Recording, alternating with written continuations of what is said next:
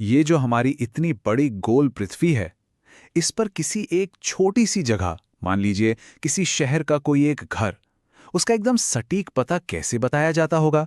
सोचा है कभी? सुनने में ये एक बहुत बड़ी चुनौती लगती है ना? पर इसका जो समाधान है, वो वाकई में बहुत ही दिलचस्प है।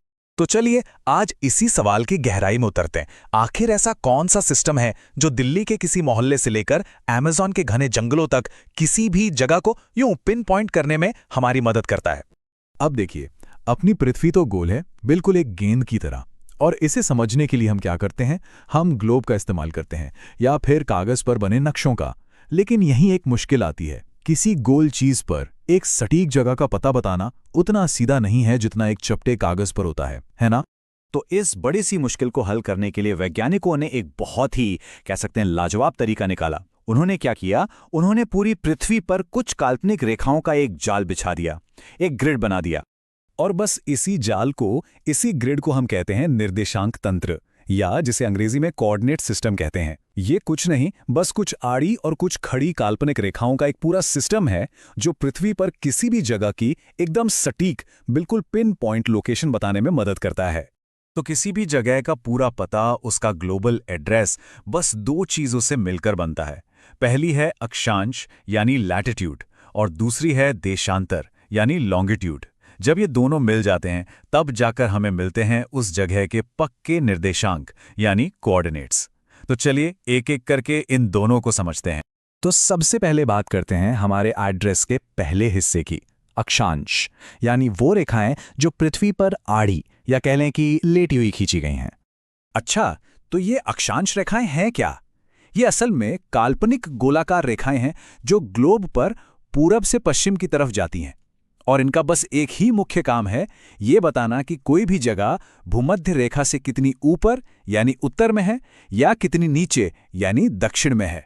अब हर सिस्टम का एक स्टार्टिंग पॉइंट होता है ना, तो इस सिस्टम का स्टार्टिंग पॉइंट है 0 डिग्री अक्षांश, और इसी खास लाइन को हम सब जानते हैं भूमध्य रेखा या इक्वेटर के नाम से। ये वो लाइन है जो पृथ्वी को बिल्कुल बीच से दो बराबर हिस्सों में काट देती है, ऊपर वाला उत्तरी गोलार्ध और नीचे वाला दक्षिणी गोलार्ध।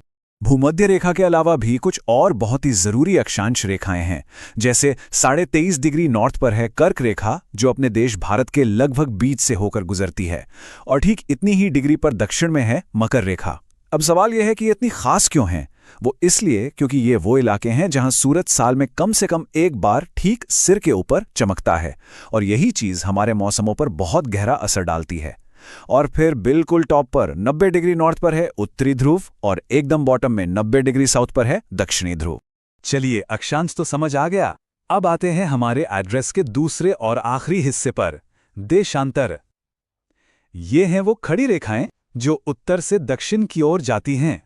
तो देशांतर रेखाएं जो हैं वो उत्तरी ध्रुव से शुरू होती हैं और दक्षिणी ध्रुव तक जाती हैं, एक आधे गोले की तरह। और इनका काम है ये बताना कि कोई जगह एक खास शुरुआती लाइन से कितनी पूरब में है या कितनी पश्चिम में है। तो जैसे अक्षांश के लिए 0 डिग्री भूमध्य रेखा थी, वैसे ही देशांतर के लिए भी एक 0 डिग्री की लाइन है। इसे कहते हैं प्राइम मेरिडियन। ये लाइन इंग्लैंड के ग्रीनविच नाम की जगह से होकर गुजरती है। अब सवाल उठता है कि ग्रीनविच ही क्यों? वो इसलिए क्योंकि 19वीं सदी में ग्रीनविच की जो रॉयल ऑब्जर्वेटरी थी वो नेविगेशन और एस्ट्रोनॉमी का एक वर्ल्ड सेंटर हुआ करती थी। और हाँ, यही प्राइम मेरिडियन पृथ्वी को पूर्वी और पश्चिमी गोलार्ध में बांटती है। तो कुल मिलाके पूरी पृथ्वी पर 360 देशांतर रेखाएं हैं, प्राइम मेरिडियन से 180 डिग्री पूरब की ओर और 180 डिग्री पश्चिम की ओर। और यहीं से एक बहुत ही मजेदार चीज जुड़ जाती है, और वो है समय। बिल्कुल सही सुना। देशांतर रेखाओं का सीधा, बिल्कुल डायरेक्ट कनेक्शन हमारी घड़ियों के समय से है। चलिए अब ये देखते हैं कि आखिर ये ग्रिड पूरी दुनिया का समय तय कैसे करता है। इसका हिसाब किताब ना बहुत ही आसान है। चलिए इसको स्टेप बाय स्टेप समझते हैं। देखिए, हमारी पृथ्वी 24 घंटे में पूरा एक चक्कर यानी 360 डिग्री घूम जाती है, ठीक? तो इसका सीधा सा मतलब हुआ कि 1 घंटे में पृथ्वी 15 डिग्री घूमती है। और अगर इसको और भी छोटा करें तो हर 1 डिग्री घूमने पर समय में 4 मिनट का फर्क आ जाता है। बस इतना ही है। अब इस गणित को एक असली दुनिया के उदाहरण से समझते हैं, अपने देश भारत से। भारत इतना बड़ा देश है, पूरब से पश्चिम तक फैला हुआ। तो फिर ऐसा क्यों है कि पूरे देश में एक ही समय होता है? कभी सोचा है? हम सब जानते हैं कि भारत का जो स्टैंडर्ड टाइम है वो 82.5 डिग्री यानी 82.5 डिग्री पूर्वी देशांतर से तय होता है। पर सवाल तो ये है कि भाई यही अजीब सा नंबर क्यों 80 या 85 डिग्री जैसा कोई सीधा साधा नंबर क्यों नहीं चुन लिया?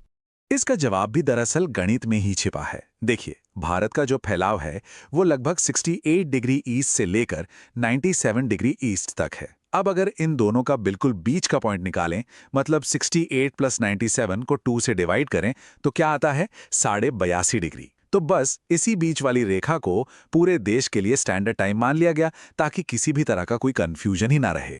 तो अब सारी कड़ियां धीरे धीरे जुड़ रही हैं, है ना? ये जो अक्षांश और देशांतर का जाल है, ये सिर्फ किसी जगह का पता बताने के लिए नहीं है। ये तो एक पूरा ग्लोबल सिस्टम है जो लोकेशन से कहीं बढ़कर काम करता है। तो इसे ऐसे समझ सकते हैं, जो अक्षांश यानी लेटी हुई रेखाएं हैं वो लोकेशन तो बताती हैं, साथ ही साथ उस जगह की जलवायु यानी क्लाइमेट भी तय करती हैं, क्योंकि वो सूरज से उसकी दूरी का अंदाजा देती हैं। और वहीं जो देशांतर यानी खड़ी रेखाएं हैं वो लोकेशन के साथ साथ उस जगह का लोकल टाइम भी तय करती है।